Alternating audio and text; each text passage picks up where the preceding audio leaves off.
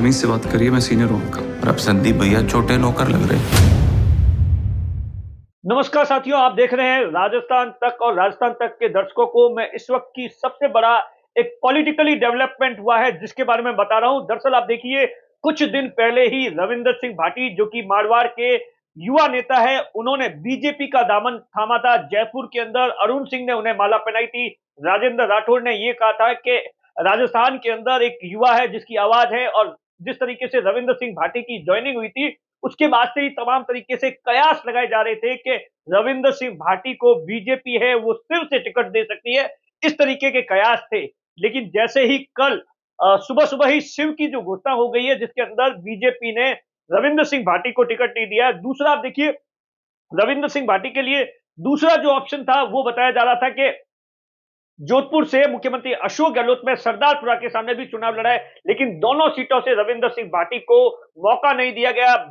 बाड़मेर की शिव सीट पर स्वरूप सिंह खाला जो कि आरएसएस के बेहद ही करीबी है, वर्तमान के अंदर जिला अध्यक्ष है, उन्हें मौका दिया गया था। और उसके बाद आप देखिए किस तरीके से बाड़मेर, जैसलमेर, नागौर, जोधपुर तमाम जगहों पर रविंदर सिंह भाटी के समर्थकों ने जबरदस्त तरीके से बीजेपी के खिलाफ नारेबाजी की थी। और इसी बीच अब जो जानकारी निकल कर आ रही है, रविंदर सिंह भाटी ने राजस्थान तक पर इस बात को लेकर फोन पर बातचीत कर हमें बताया है कि रविंदर सिंह भाटी इस समय जयपुर से रवाना हो गए हैं और जयपुर से रवाना होकर देर रात तक या शाम तक, ऐसा बताया जाता है, वो शिव पहुंचने वाले हैं, जहां पर अपने समर्थकों के साथ में मीटिंग करने वाले हैं। इस तरीके की जानकारी है। ये अपने आप में एक बहुत बड़ा डेवलपमेंट है, क्योंकि अब देखिए शिव का चुनाव है ना, दिलचस्प होता जा रहा है।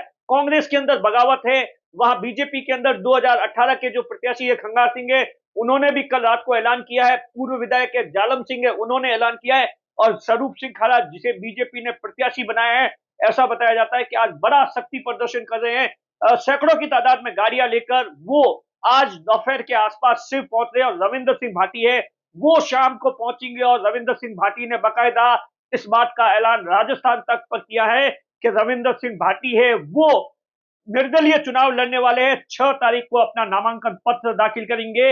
ये अपने आप में बहुत बड़ी बात है। आप देखिए रविंदर सिंह भाटी की जिस तरीके से एंट्री हुई थी, एंट्री से पहले भी पेश था, क्योंकि लगातार जिस तरीके से आरएसएस और एबीपी दोनों इस एंट्री से खुश नहीं थी, लेकिन उसके बावजूद भी रविंदर सिंह भाटी की एंट्री हो जाती है। और उसके बाद जिस तरीके से रविंदर सिंह भाटी को टिकट नहीं मिलता है, रविंदर सिंह भाटी ने उस इलाके के अंदर आप देखिए पिछले 1 साल भर से तैयारी कर रहे थे। 1 महीने भर की यात्रा निकाली थी, गांव-गांव, ढानी-ढानी गए थे। सोशल मीडिया पर रविंदर सिंह भाटी है वो काफी एक्टिव है।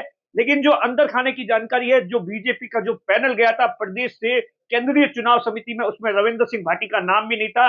और इसी बात से रविंदर सिंह भाटी या उनके समर्थक है इस कदर नाराज थे कि लगातार रविंदर सिंह भाटी पर प्रेशर बना रहे थे। और इसी बीच आप देखिए, ऐसा नहीं है कि रविंदर सिंह भाटी है वो पहली बार निर्दलीय चुनाव लड़ेंगे।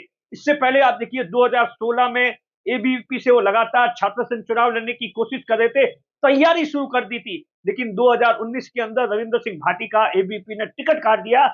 उसके बाद आप देखिए रविंदर सिंह भाटी है वो निर्दलीय चुनाव लड़ते हैं और 55 साल के इतिहास के अंदर पहली बार कोई निर्दलीय है वो उस यूनिवर्सिटी से चुनाव जीतता है। ये अपने आप में, उसके बाद 3 साल का कार्यकाल था। लगातार अपने आंदोलनों की चलते, तमाम कार्यक्रमों के चलते, लोगों की आवाज के लिए, युवाओं के खासतौर की आवाज के लिए रविंदर सिंह भाटी जाने जाते हैं।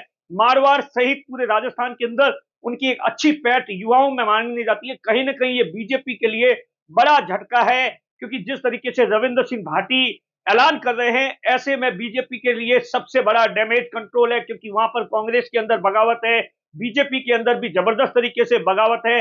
अब देखने वाली बात होगी कि आज रात को रविंदर सिंह भाटी की मीटिंग के अंदर क्या कुछ होता है। दिनेश बोरा, बाड़मेर, राजस्थान तक।